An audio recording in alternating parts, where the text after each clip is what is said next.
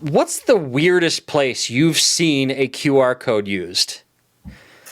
Yeah, I'm still living pretty much like a hermit in Australia, so I haven't actually seen a lot of QR codes. I think a couple of the phishing emails I've got have been weird ones, like, hey, your parcel is about to be delivered, scan the QR code to verify that you're going to be home or something. And I'm like, why are you putting a QR code there? It's obviously a phishing thing.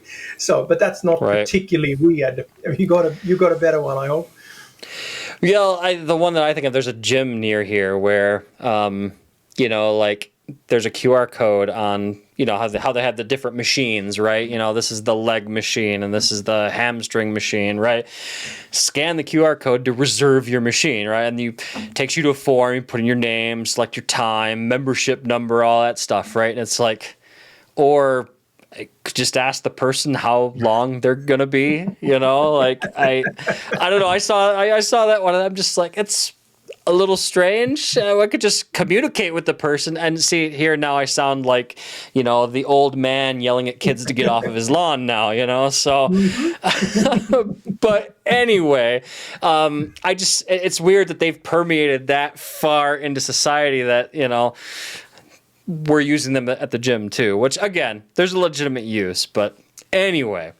So the purpose of the episode is not to talk about all the weird places they are. I just thought it'd be a fun place to start. But Absolutely. let's talk about the various methods that threat actors use to kind of exploit QR codes, right? And you put something here in the outline that I think is really important, Paul, and that's the fact that this is not a new attack.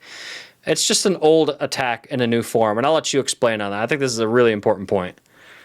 Yeah. So if I'm a bad guy, right, and I want to use a phishing link to have somebody log in on a fake on a good looking website that looks like a legitimate but is my site that I control, or I want to trick a user into divulging some other kind of personal information, or I want to send them to a website where I have a link to something that they're going to download and run that looks legitimate but is actually my code, right? So Right. that's the malicious thing, my malicious payload. Now the question is, how do I deliver that to the user? Well, traditionally, I'd send them a phishing email with a link, right? And then Yep. they'd click on the link and then they'd end up on that site.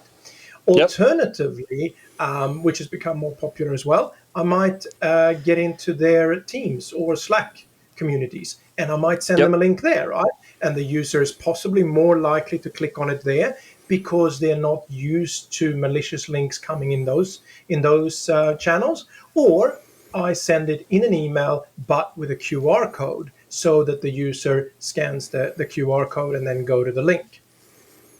Yep. And that's important because the benefit that brings me as the attacker is that with the other methods we've talked about, first of all the emails today are scanned by whatever provider you have, and if you've got a good one, it probably weeds out 99.9 something percent of all the phishing links, right? They never end up in the user's inbox in the first place because the engine can scan that link, follow it when the email gets delivered, and say, oh look, this is actually malicious, so I'm not going to Right. allow it into the user's inbox.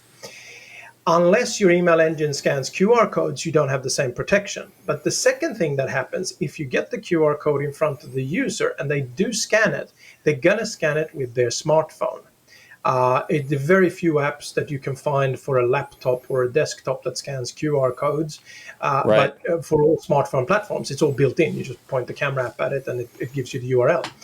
And if the user does this, what you've done as the attacker is you've moved the attack from a corporate-owned, MDM-managed, EDR-equipped, full of anti-malware and policies, desktop or laptop, onto what's most likely somebody's personal phone, right? Which may or may not be MDM enrolled, probably not, may or may not have an antivirus or an EDR protection on it that's going to spot this, right?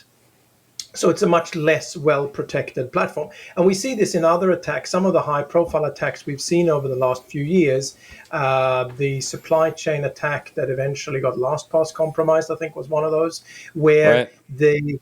the attackers move the conversation from the corporate-owned device onto, hey, can you just talk to us in your personal WhatsApp because it's easier for us or whatever, right? They're pretending to be the IT department.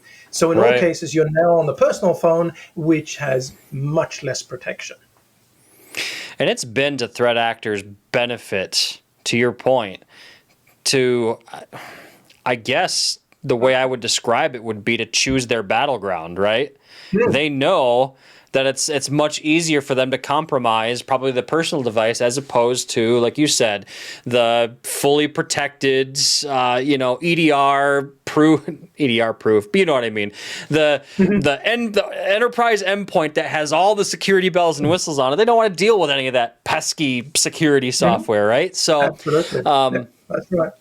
and that's an important point as well, because they get to choose their battleground, and they're probably going to have a much higher level of success, at least getting at that user specifically on their personal device. And from there, chances are they are either going to prompt the end user to enter sensitive information, right? That will be to the threat actor's benefit, or they'll infect the mobile device in some way, shape, or form, and snoop through their email, get whatever other corporate information they want to get, because chances are most people probably have their work account, at least for email, on their mobile device. There's just so many other mischievous things that the threat actor could get up to at that point. So